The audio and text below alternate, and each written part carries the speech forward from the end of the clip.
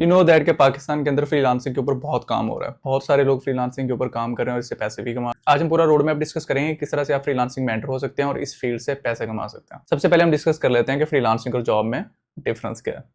Freelancing में आप जगह और वक्त के बाउंड नहीं होते। फ्रीलांसिंग में आप लैपटॉप पे अगर चाहें तो पार्क में बैठ के काम करें, चाहे तो दिन में काम करें, चाहे रात में काम करें। मींस दैट कि आप अपने बॉस खुद होते हो। जॉब में ऐसे नहीं होता। अब जॉब में क्या होता है कि आप 30 दिन ऑफिस जाते हो, 30 दिन के बाद आपको सैलरी मिलती है।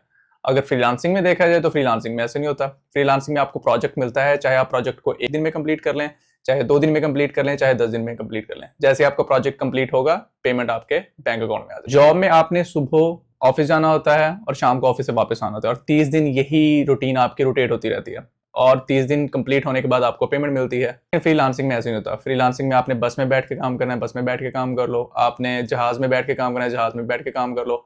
आपने पार्क में बैठ के काम करना है, आप पार्क में बैठ के काम कर लो।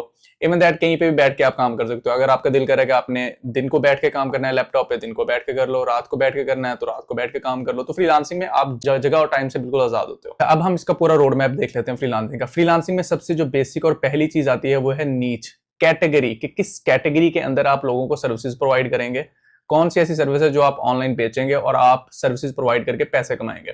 कैटेगरी सिलेक्ट करते हुए सबसे पहले एक चीज का आपने ख्याल रखना होता है कि कैटेगरी वो सिलेक्ट करें जिसके अंदर कंपटीशन कम हो, जिसके अंदर एक्सपर्ट कम बैठे हो, जिसके अंदर बहुत कम लोग हों।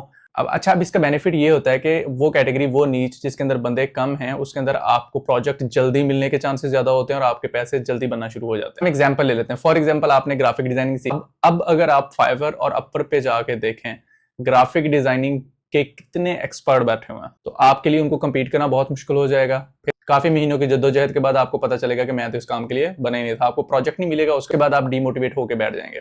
तो बेहतर यही है कि आप कैटेगरी सिलेक्ट करते हुए कुछ चीजों को अपने माइंड में रखें। सबसे पहली बात क्या है कि आपने देखना होता है कि मार्केट में इस स्किल को लेके, इस नीच को लेके ज्यादा कंपटीशन तो नहीं है। अब जब आप कैटेगरी सिलेक्ट कर लेते हो, उसके बाद काम सीख लेते हो, उसके बाद मेन चीज आती है कि आपने कस्टमर कहाँ से ढूंढना है, कस्टमर को कैसे ढूंढना है और ऑनलाइन पैसे किस तरह से कमाने हैं।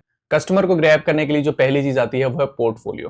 अब पोर्टफोलियो में आपको अगर बताऊं, portfolio same as CV, CV की तरह का होता है। अब जॉब लेने के लिए आपके पास सीवी होती है जिसमें आप सीवी अपने बॉस को दिखाते हो, या जहां पर भी आपको जॉब का इश्तिहार मिलता है आप उनको सीवी अपनी भेजते हो। वो आपकी डिग्रीज वगैरह ये सारी चीजें कैलकुलेट करते हैं और फिर आपको उस हिसाब से जॉब दे देते हैं। ठीक है, लेकिन फ्रीलांसिंग में आपका पोर्टफोलियो होता है। पोर्टफोलियो से क्या मुराद होता है कि जो आपने प्रीवियसली वर्क किया होता है, जो काम किया होता है, उसकी आप एक फाइल बना के रखते हो, या आप अपनी एक वेबसाइट सिंपल सी बना लेते हो, या आप अपना एक फोल्डर बना लेते हो जिसमें आप अपनी एक्सपीरियंस्ड वर्क लिखते हो।